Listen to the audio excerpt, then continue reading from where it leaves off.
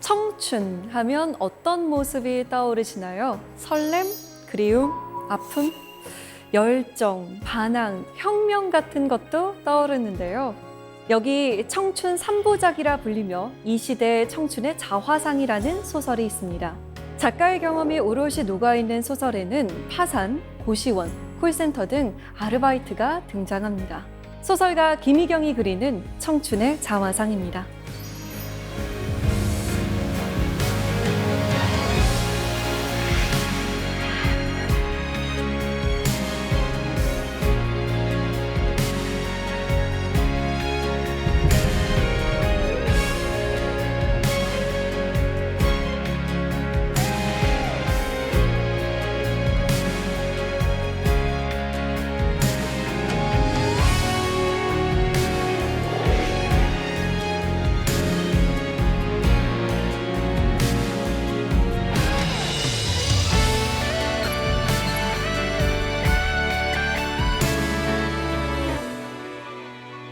작가님 안녕하세요. 안녕하세요. 네, 참으로 녹록지 않은 현실을 통과해온 것 아닌가라는 생각이 드는데요.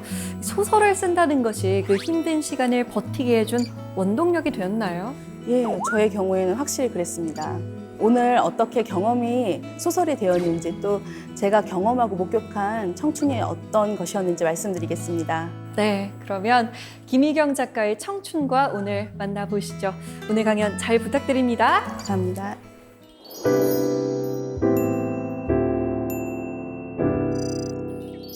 제가 오늘 드릴 얘기는요, 제 소설과 저의 삶 그리고 어떤 청춘에 대한 이야기인데요. 제가 세 권의 소설을 냈는데 그 청춘 3부작이라는 말을 많이 들었어요. 근데 저는 사실 제가 그 소설들을 쓰면서 이게 청춘 3부작이라고 사람들이 말할 거라고 생각하진 못했어요. 왜냐하면 저의 청춘, 지나온 청춘들, 제가 청춘을 지나면서 아르바이트 하던 이야기, 또 빚에 시달리던 이야기를 썼는데 정작 지금 현재의 청춘들이 이거 내 이야기 같다. 그런 말을 많이 하더라고요. 학자금 빚에 시달리고 또 아르바이트 저임금 노동에 시달리는 이야기를 하면서요. 그래서 제가 내가 지나온 청춘과 지금 현재 청춘들이 크게 다르지 않구나. 그런 생각을 했고 또 제가 아르바이트를 하다 보니까 제 또래 사람들하고 일하기보다는 20대 청춘들하고 사이에 끼어서 같이 일하게 되는 상황이 많았어요. 그러니까 제가 지금 현재 청춘들의 이야기를 쓸 수밖에 없었습니다.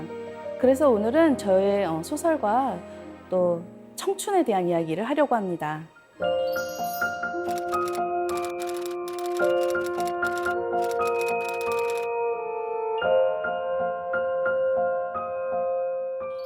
저희 어머니가 제가 어릴 때 장사를 하셨습니다.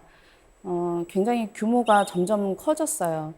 근데 어느 날 좀 이상하다는 생각을 제가 했을 때쯤에 어떤 빚쟁이가 제가 다니는 학교로 찾아왔었어요. 그때 제가 17살이었거든요. 그때 저희 어머니가 가족들 이름으로 사채를 빌리면서 저희 가족들의 삶이 순식간에 이제 나락으로 떨어졌습니다. 아주 오래전 일인데 저는 어디 지하 같은데 엄마랑 같이 내려갔던 기억이 있어요. 그러면은 거기에 이렇게 사인을 하라고 해요. 그러면 그 앞에 있는 남자가 네가 갚는 돈이 아니다. 네 엄마 이름으로 네 엄마가 빌린 돈이니까 너하고 상관없는 돈이다. 이런 말을 했었어요. 그래서 어린 나이에 뭐가 뭔지도 모르고 사인을 하고 그랬는데 나중에는 저한테 빚독촉이 오더라고요. 어디를 가든 정상적인 생활을 할 수가 없고 그 사람들이 심지어 미행을 자주 당했었어요. 그래서 저는 가발을 쓰고 다닌 적도 많았어요. 가방 안에 가방을 넣어놓고 어디 화장실 같은 데 들어가지고 쓰고 나오는 그리고 이제 미행을 따돌렸던 그런 경험도 있습니다.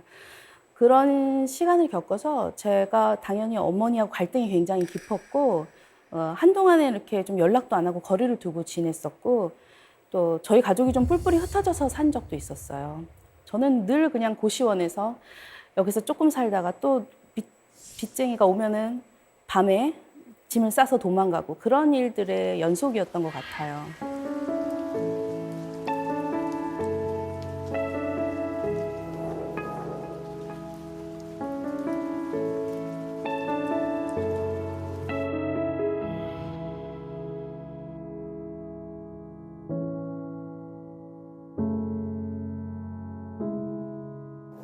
빚쟁이들이 정말 시도 때도 없이 찾아오다 보니까 당연히 정상적으로 진학할 수도 없고 저는 온갖 아르바이트를 전전했습니다.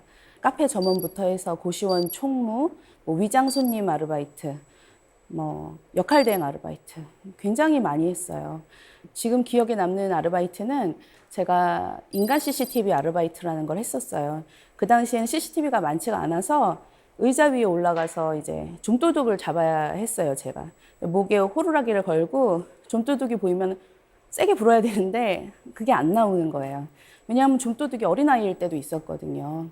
그리고 또 이제 하객대행 아르바이트를 참 많이 했는데 신부가 무슨 친구가 없다 그러더라고요. 학창 시절에 무슨 학교 폭력을 당해서 그래서 좀 친한 친구인 것처럼 이렇게 행세를 해야 하는 그런 제가 이렇게 딱 갔는데 처음 보는 사이잖아요. 근데 이렇게 아는 것처럼 이렇게 반갑게 맞아주더라고요, 저를. 그래서 그런 그 일을 하면서는 아, 내가 친구가 없는 사람의 친구가 이렇게 반나절이라도 잠시 되어줄 수 있구나. 예, 그때는 일을 하면서 이렇게 가슴이 따뜻해지기도 했던 것 같아요. 또 뭐 어떤 뭐 이모 역할을 한 적도 한 번 있었어요. 아이가 이제 생일 파티 같은 거 할 때. 제가 그런 거 사실 이제 연기하는 분들이 많이 했던 건데 제가 저는 그렇게 누군가의 이모 역할, 뭐 하객 역할 이런 거 할 때는 다른 아르바이트보다는 좀 기분이 좋았던 것 같아요. 아, 내가 누군가한테 도움이 될 수 있구나. 예, 아주 잠시 연기를 하는 것인데도 그 사람하고 어떤 마음을 나누는 그런 느낌이 들었었던 것 같아요. 물론 그런 생각을 했어요. 굉장히 하객대행 알바를 너무나 많이 고용을 해가지고 막 결혼식장에 미어 터진 그런 적이 있어요. 이렇게까지 해야 될까?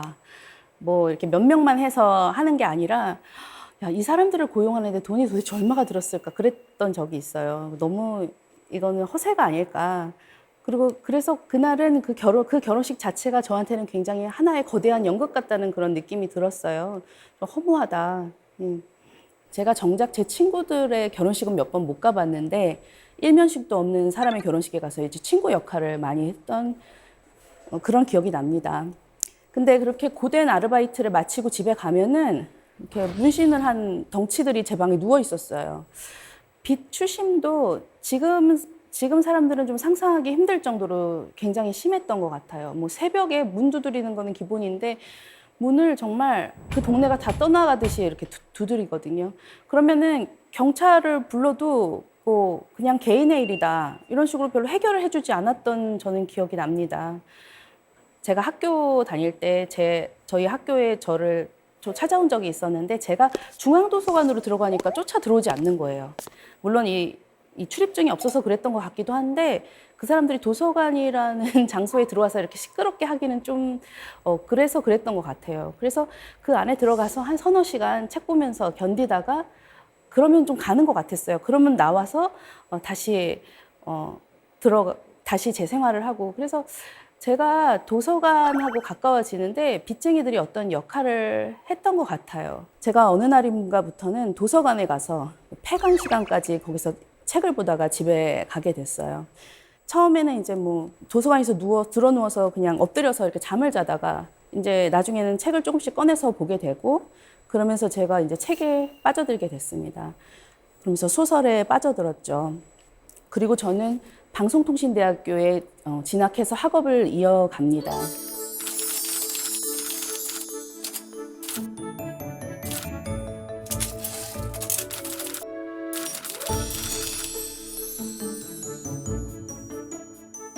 제 인생은 이제 국문과에 편입하면서 어떤 전환점을 맞이하게 되는데요.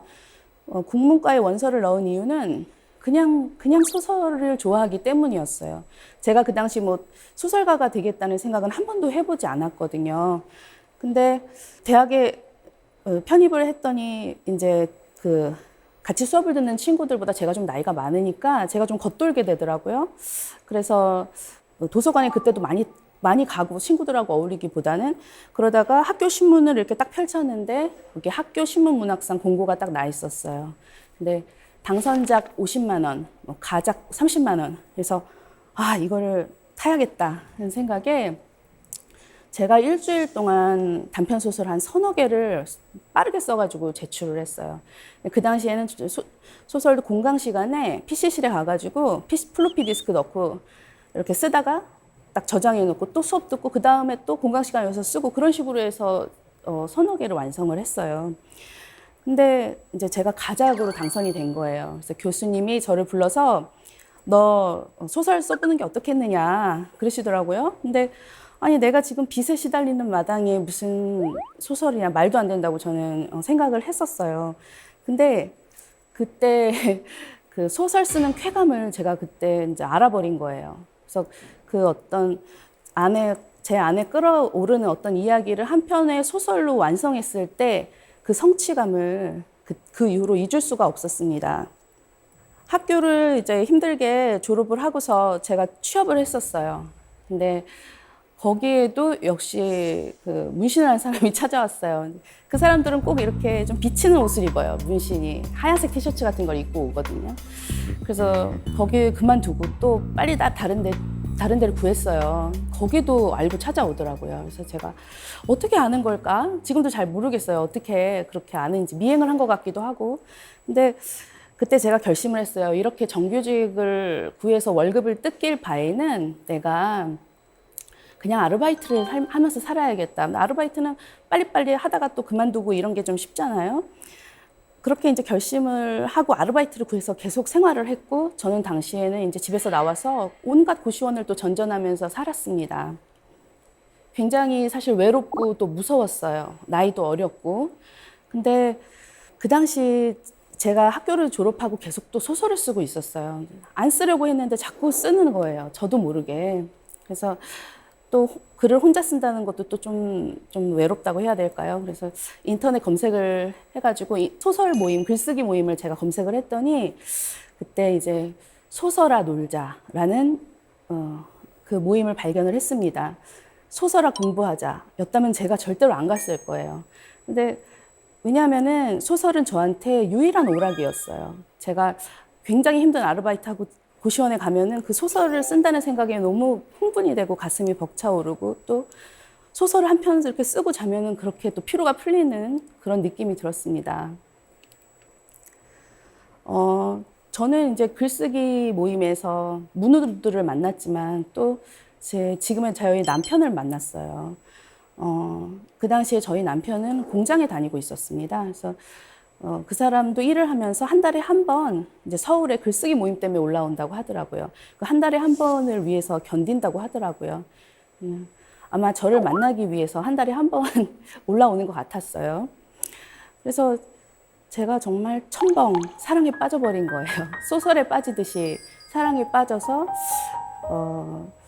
그 시절에 저에게 소설과 사랑이 정말 큰 위로가 되어줬어요.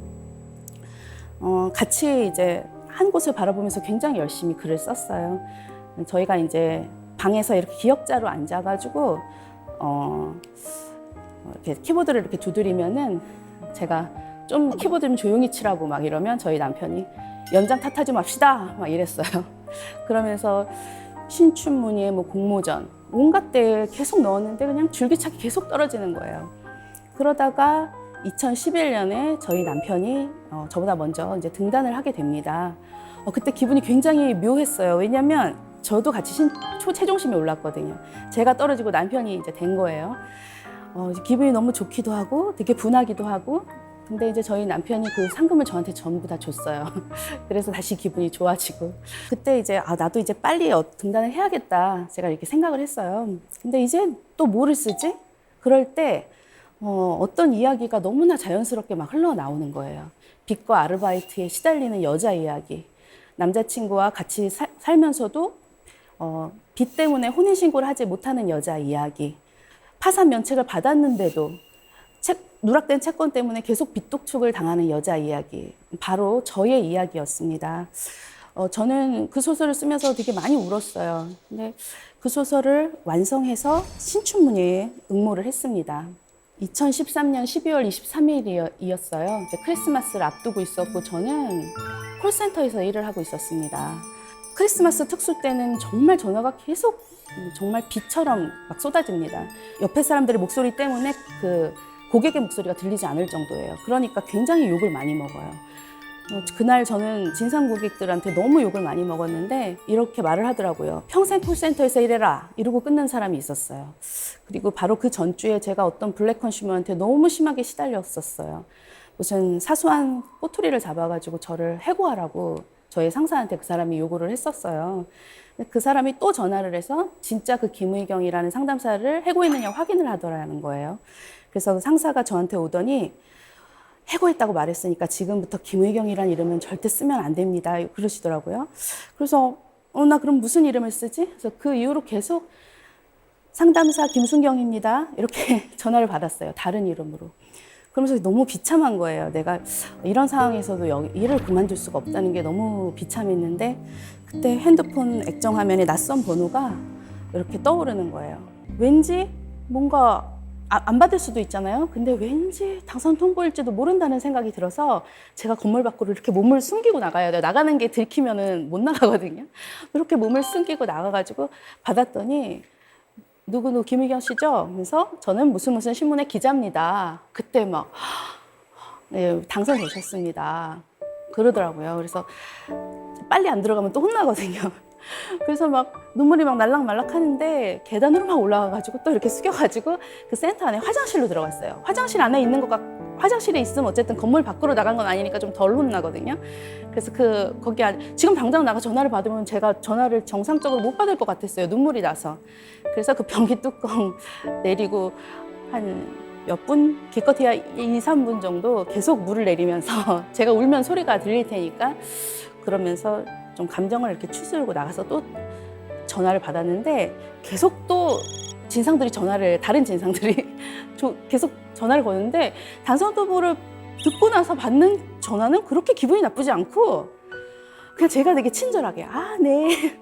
막 욕을 해도 네 이러면서 받을 수가 있었어요. 그날 하루만큼은. 왜냐면 그때 또 상금이 그게 2천만 원이었어요. 나 이제 그만두겠 수 있다. 그만두고서 잠시라도 좀 쉬자 이제. 네, 그 생각에 되게 기뻤는데 정작 또 당장 못 그만뒀어요. 왜냐면 거기는 그만두기 몇 주 전에 말해야 월급을 다 줍니다. So here we are, we got another chance for life. It's what you want, I can see it in your eyes. You see so clear, it's coming into light. Go on, be wrong, 'cause tomorrow you'll be right. Don't sit around and talk it over, you're running out of time. Just face ahead, no going back now. 등단을 하면은 뭔가 큰 변화가 있을 거라 생각했는데 저희 부부의 생활에 정말 거의 변화가 없었어요. 여전히 생활이 어렵더라고요. 그러다 보니까 남편이 이제 뭔가 사업을 해보겠다고 대출을 좀 받아서 이런저런 일을 하다가 결국에 감당하지 못하고 개인회생 절차를 밟아야 하는 상황이 되었어요. 그때 너무너무 싫더라고요. 왜냐하면 저는 빚이라면 치가 떨리는 사람이라서 남편이 그런 빚이 있다는 것 자체가 너무 싫었어요. 그때 이제 저희 남편이 저한테 이렇게 말을 했어요. 나는 당분간 소설 쓰지 않고 정육점에서 일하면서 내가 빚을 변제하겠다. 그래서 당신은 글을 써라. 이렇게 말을 했어요. 나는 고기를 썰게. 의경 씨는 글을 써. 그때 이제 대략 한 5년 정도를 잡고 자기가 5년간 그렇게 하겠다고 하더라고요. 남편이 혼자서 그렇게 힘든 일을 하는 거를 사실 지켜보는 게 저는 너무 마음이 편치가 않더라고요. 사랑하는 사람의 희생을 통해서 어쨌든 제가 글을 쓴다는 것이 너무 마음이 아팠어요. 어쨌든 저는 남편이 정육점에서 고기를 써는 동안에 2권의 소설을 완성을 하게 됩니다. 그런 상황이다 보니까 당연히 이제 맨날 반지하 집을 전전을 했어요. 저는 너무 이제 이사를 다니는 게 일단 싫었어요. 너무 그 이사를 자주 다녀야 하는 상황이 너무 불안을 해서 제가 그 당시에 굉장히 집이 갖고 싶었던 것 같아요. 왜냐하면 저도 모르게 구경하는 집에 들어간 적이 있었어요.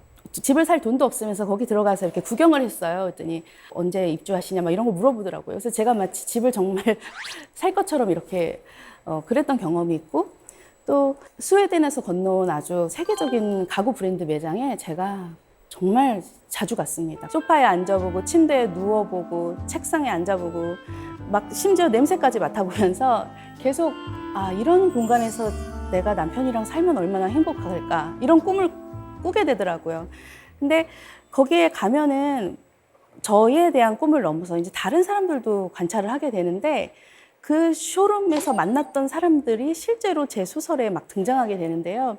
어떤 여자분이 이렇게 카메라를 어깨에 둘러매고 이렇게 걸어가시고 계시는데 저분을 딱 본 순간 저분은 분명히 영화를 공부하는 사람일 거야. 그런데 아직 입봉을 못한 분이야. 저분은 여기서 오늘 밤 자고 갈 것 같아. 그러면 소설이 막 흘러나오는 거예요. 그 소설 속엔 저의 이야기, 저와 남편의 이야기도 있는데요. 제가 사실 남편한테 같이 가자고 그랬더니 막 싫다고 그러더라고요.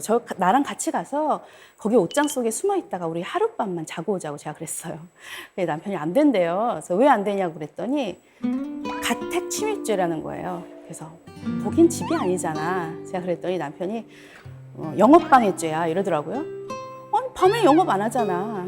저희가 실제로 그런 대화를 나눴었어요. 근데 그 당시에 제가 너무나 안정적인 보금자리를 갖고 싶었기 때문에 계속 그런 생각을 했고 저는 그 매장에 맨날 왔다 갔다 하면서 어떤 집에 대한 소설들을 썼어요. 그리고 그 소설들이 묶여서 저희의 첫 소설집으로 출간이 되었습니다. 침실로 꾸민 쇼룸에 들어간 희영은 널찍한 침대에 걸터 앉았다. 침대의 가격을 확인하고 한숨을 내쉰 뒤 침대 옆의 옷장으로 다가가 옷장 문을 열었다. 태환이 희영 옆으로 다가와 말했다. 옷장 사고 싶어? 우리 오늘 이 안에 숨어 있다가 자고 갈까? 이런 데서 하루만 살아보고 싶어. 매사 진지한 태환의 얼굴이 더욱 심각해졌다. 경찰서 가고 싶어? 희영이 천진한 척 눈을 크게 뜨며 말했다. 경찰서? 뭘로 잡아가는데?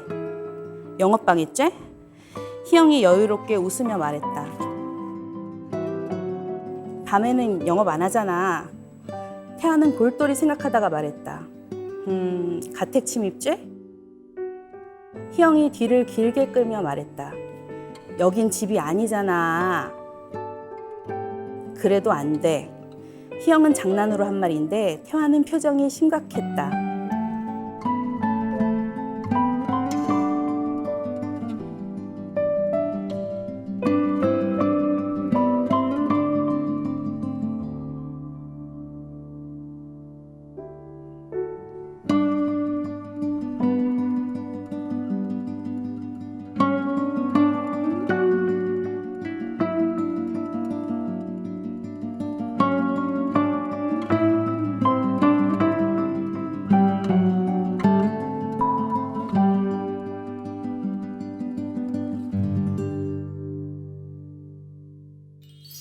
소설을 그거 말고 또 한 권을 썼어요.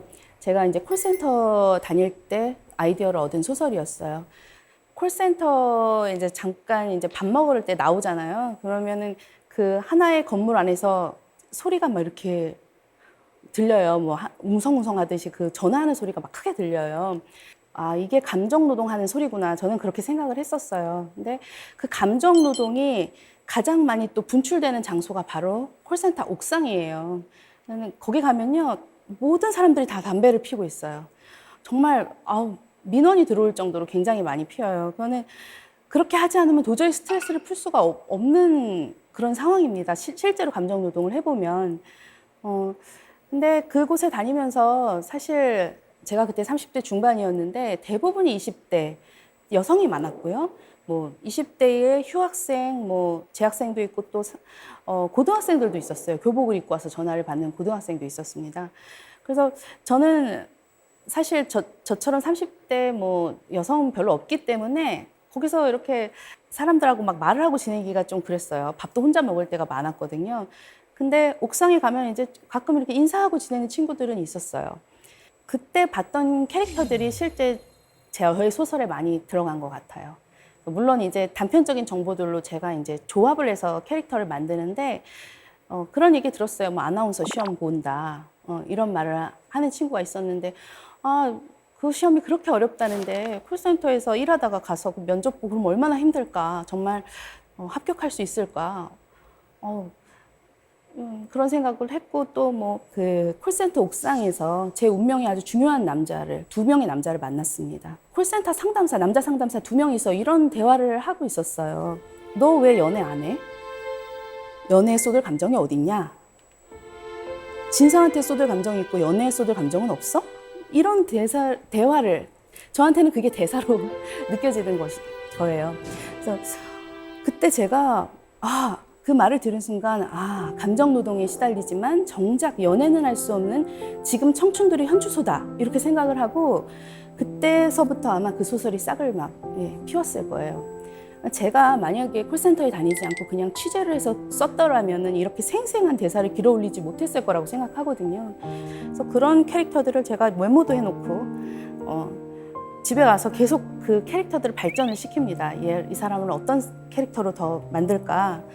그러면 소설을 쓸 때 저도 모르게 그때 옥상에서 봤던 친구들을 떠올리면서 쓰게 되더라고요. 그래서 콜센터란 장소는 정말 저한테 이 감정 노동이라는 것에 대해서 정말 깊게 들어갈 수 있는 너무나 좋은 소설적인 배경이 되어 주었습니다. 그 콜센터에서 일하면서 사실 굉장히 힘들어요. 감정 노동이 그냥 보통 사람들이 생각할 수 없을 정도로 굉장히 강도가 높은데요. 그렇다 보니까 저는 거기서 일하는 동안 맨날 바다를 보고 싶었어요.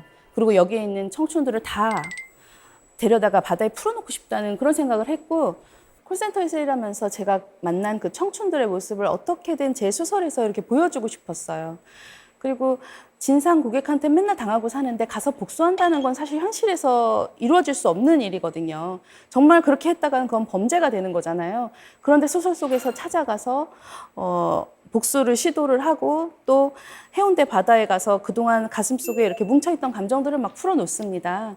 그러면은 잠시라도 좀 같이 통쾌해지지 않았을까 생각해요. 그래서 제가 이런 소설을 쓰게 된 것 같아요. 그러니까 콜센터에서 일하다가 진상 고객을 혼내주기 위해 해운대 바다로 달려가는 5 청춘의 이야기를 제가 구상을 하게 됐습니다.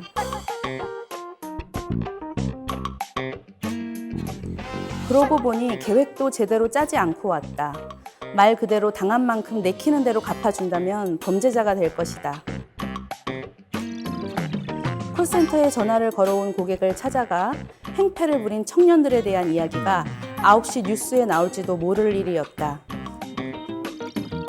동민이 엄지와 중지를 부딪혀 딱 소리를 내며 말했다. 진상짓을 해주고 오면 어떨까? 진상짓? 핸드폰 가입하러 왔다고 하고 온갖 진상 떠는 거야. 눈에는 눈, 이에는 이. 시연이 담배 연기를 뱉으며 말했다. 근데 어떻게 하면 자연스럽게 진상을 떨 수 있지? 진상 떠는데 정석이 있냐? 그냥 하고 싶은 대로 하면 되지. 무조건 우기기. 시연은 웃으면서도 동민의 말에 동의했다. 진상들은 모두 각기 다른 이유로 진상을 떨었다. 억지는 기본이었다. 작은 빌미를 잡아 폭언을 하고 일자리를 잃게 만들겠다고 협박했다. 평생 그 일이나 하라고 비아냥거렸다. 그래도 상담사는 진상에게 고개를 숙여야 했다.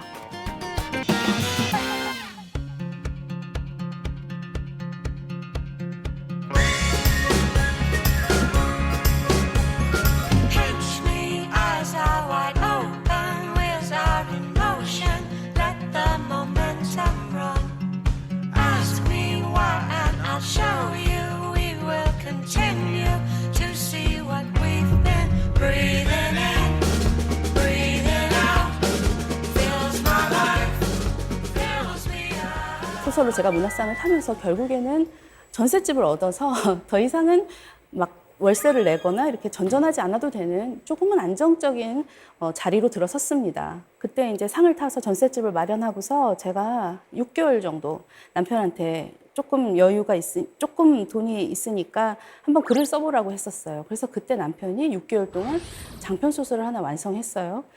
그리고 나서 또 다시 지금은 물류창고에서 일을 하고 있어요.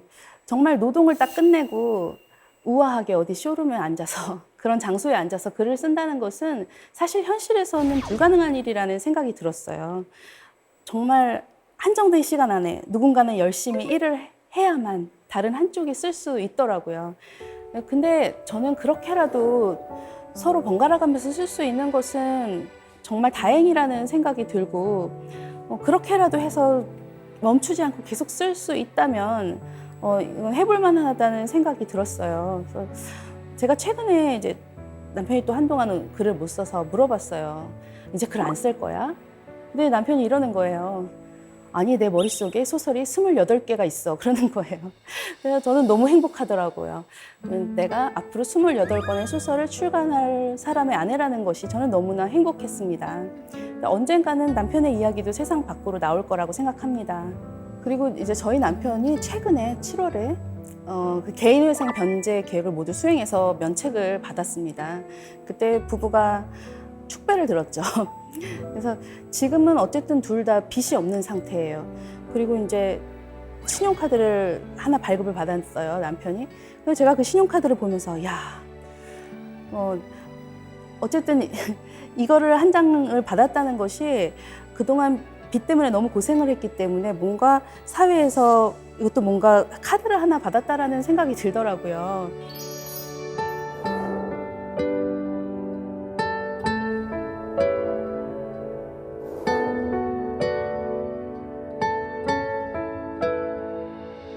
제 소설들, 지금까지 제가 쓴 소설들 돌아보면 대부분 저의 버거운 현실에서 소재를 가져온 경우가 많았어요.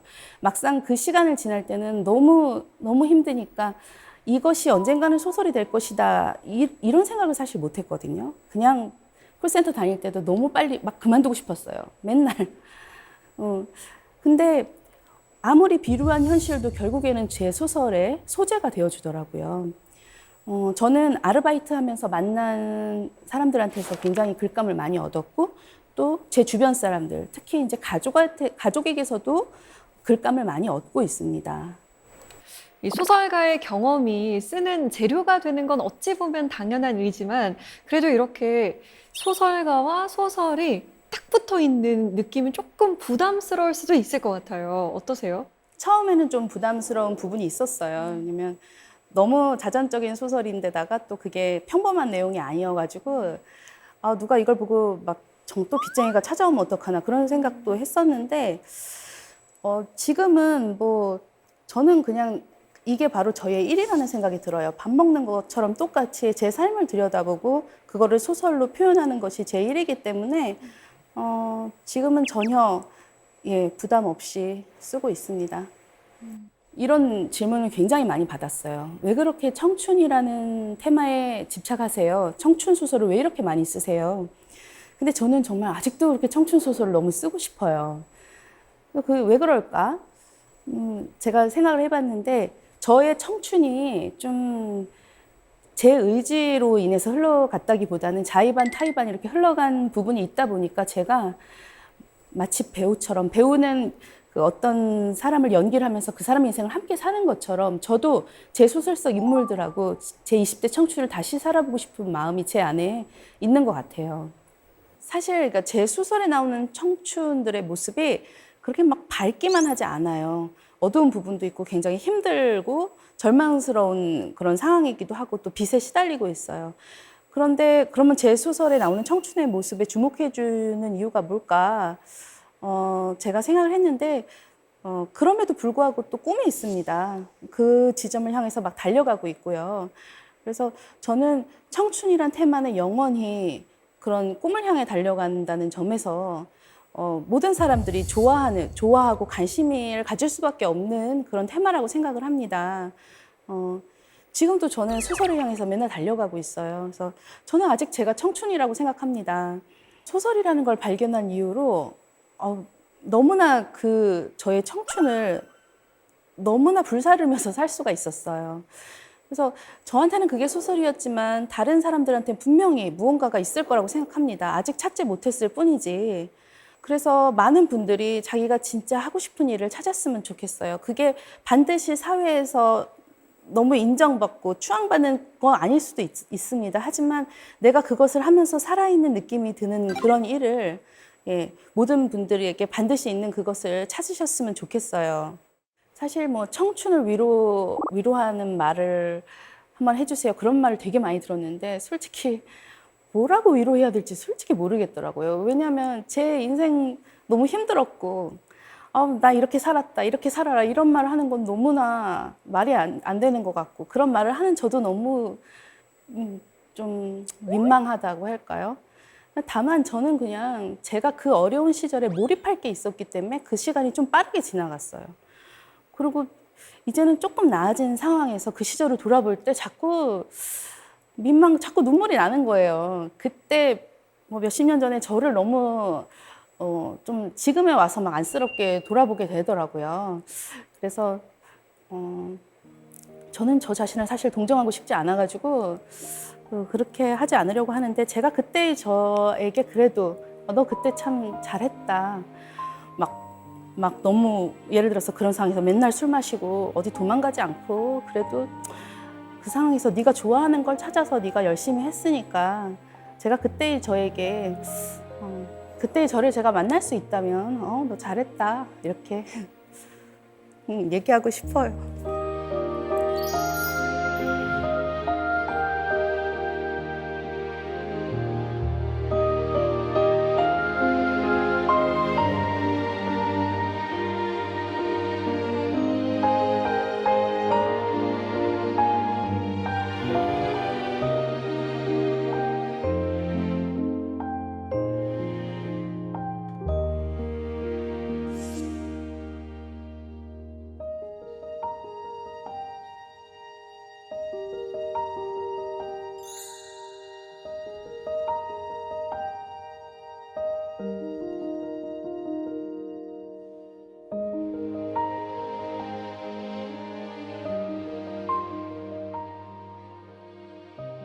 사실 많은 작가들이 글쓰기가 좀 괴로운 경험이다라고 하잖아요.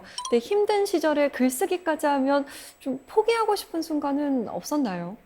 솔직히 포기하고 싶다고까지 생각은 왜 안 했냐면 제가 그나마 방해받지 않고 할 수 있는 일이었어요. 그게 제 골방에서 하는데 아무도 방해할 수 없어서 했던 일이었거든요. 그래서 정말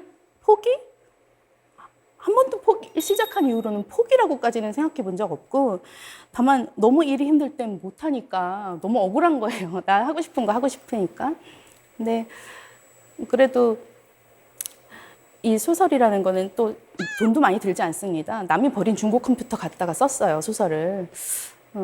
그렇게 제가 하고 싶었던 게 어쨌든 제 의지가 있으면 그래도 조금씩 할 수 있는 일이었거든요. 그래서 그 부분에 대해서는 좀 운이 좋았던 것 같아요. 그리고 요즘은 옛날보다 좀 게을러진 부분이 있어요. 오히려 조금 여유가 생겼다 할까요? 심적인 여유가 생겨서 제가 옛날에는 그렇게 어려운 상황에서도 책도 막 밤에 와가지고 졸면서 보고 막 이랬잖아요. 네, 요즘은 막 시간을 낭비할 때, 그럴 때 저를 좀 채찍질 하면서 다시 어서 가서 써라. 소설가라는 이름을 얻었으니까 어서 소설가로서의 삶을 살아라. 그렇게 저한테 말해주는 편이에요.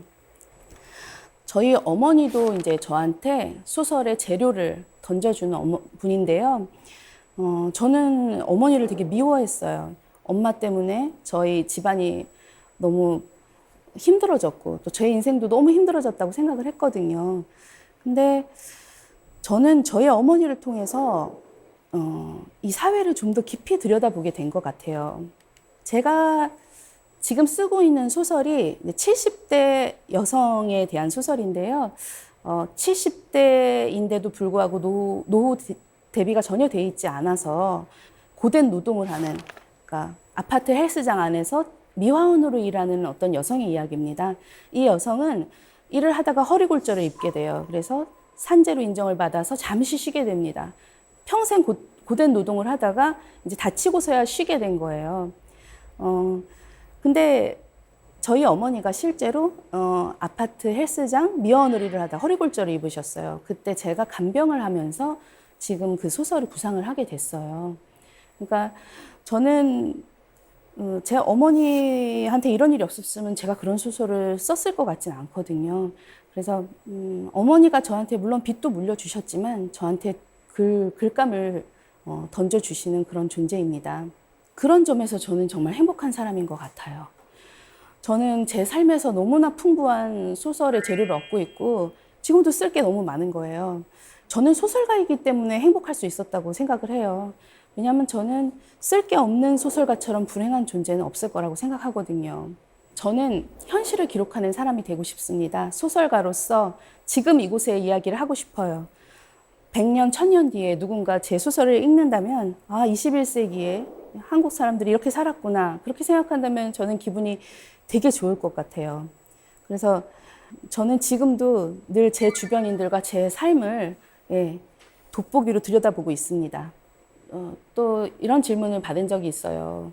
어떻게 그렇게 그런 힘든 시기를 견디셨습니까? 그러니까 소설이라는 것을 제가 찾기 전에 저는 현실이 악몽 같았어요. 저는 아침에 딱 일어나면 어떤 생각이 들었냐면 오늘 또 나가서 하루 종일 일을 해야 되는구나. 그게 너무 끔찍하게 느껴졌어요. 근데 그 일을 해서 또 그 돈으로 내가 취하는 게 아니라 빚을 갚아야 되고 그런 게 너무 무섭고 이런 끔찍한 현실이 제 평생 계속될지도 모른다는 생각에 너무 소름이 끼치고 아침에 이렇게 식은땀 흘리면서 깨어나는 적이 많았어요.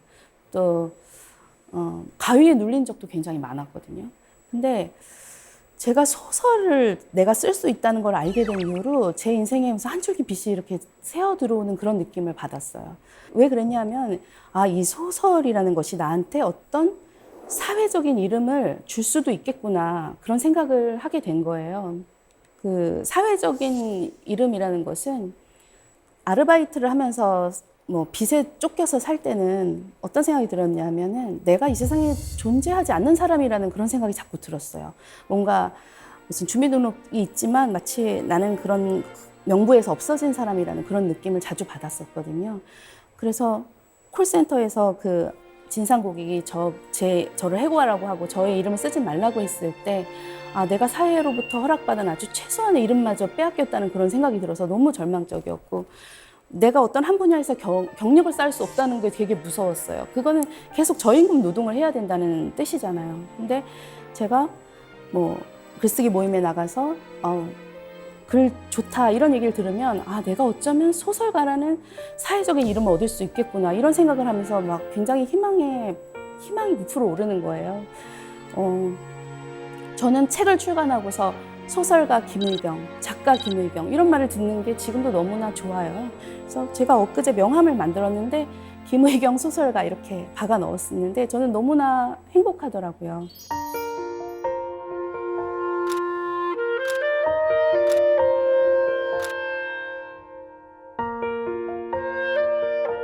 저는 이렇게 어렵게 얻은 저의 사회적인 이름을 지키기 위해서 평생 글을 쓸 생각입니다. 제 삶이 끝나지 않는 한 저의 글쓰기도 끝나지 않을 것입니다. 지금까지 제 이야기를 들어주셔서 감사합니다.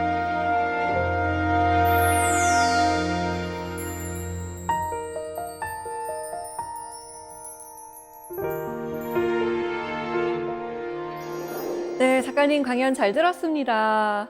저희가 책을 읽으면서도 인물들이 정말 꿋꿋하다라는 생각이 들더라고요. 특히 이 소설을 쓰기 위해서 어떻게든 노력하는 그 소설가 부부의 전투에는 참 눈물겹기도 하고 애틋하기도 하고 그렇더라고요. 그 소설 속 인물들처럼 앞으로도 계속 열심히 쓰겠습니다. 기대해 보겠습니다. 자, 그럼 사색의 공동체에서 미리 질문을 보내주셨는데요. 한번 볼까요? 네, 허경진 씨의 질문입니다. 20대 취업 준비생입니다. 취업 생각이 막막해서 힘내자는 이야기가 많은 책을 종종 읽는데요. 작가님이 20대에 읽은 책 중에 읽고 힘든 책이 있다면 무엇이 있을까요? 자, 작가님을 힘나게 했던 책이 어떤 책이었을까요? 저는 세상의 모든 딸들이라는 책을 제가 되게 좋아했어요. 물론 10대 때도 읽고 20대 때도 여러 번 반복해서 읽었는데 구석기 시대를 배경으로 아주 강인하고 꿋꿋하게 살아가는 여성의 이야기인데요. 지금 읽어도 너무 재밌게 읽으실 수 있을 것 같아요. 그 책의 어떤 점에서 그렇게 힘을 얻으셨어요? 아니 구석기 시대인데 네. 지금하고 별로 그렇게 다르지가 않은 거예요. 여성이 지금처럼 법이 있고 뭐 제도가 있고 이렇지 않은데 사회에서 엄마로서 딸로서 살아가는 그 모습이 지금하고 크게 다르지 않거든요. 그래서 그 10대 때도 읽고 20대 때도 여러 번 읽었던 책인데 그 책 추천드리고 싶어요.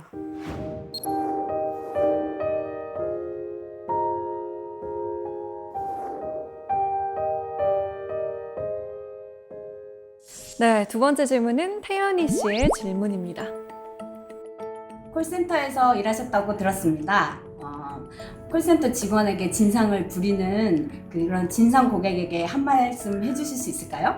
그리고 그 진상 고객을 퇴치하는 노하우 이런 것도 있으면 좀 알려주세요. 진상 퇴치법 따로 있나요? 진상퇴치법.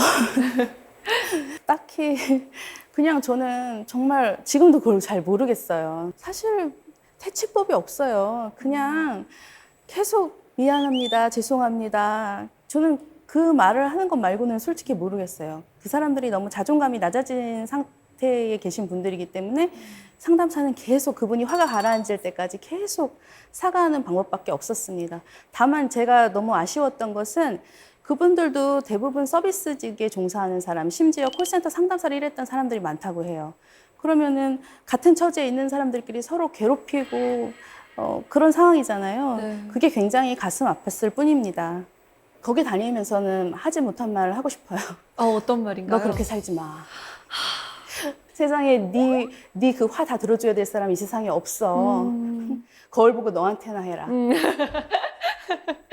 제가 방금 들었는데 왠지 속이 시원한데요.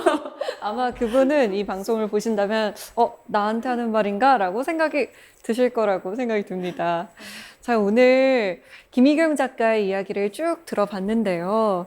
앞으로 나도 나의 삶을 좀 더 면밀하게 살펴봐야겠다라는 생각과 함께 좀 더 꿋꿋하게 잘 살아봐야겠다라는 생각도 들더라고요. 오늘 귀한 이야기 나눠주셔서 감사합니다. 감사합니다.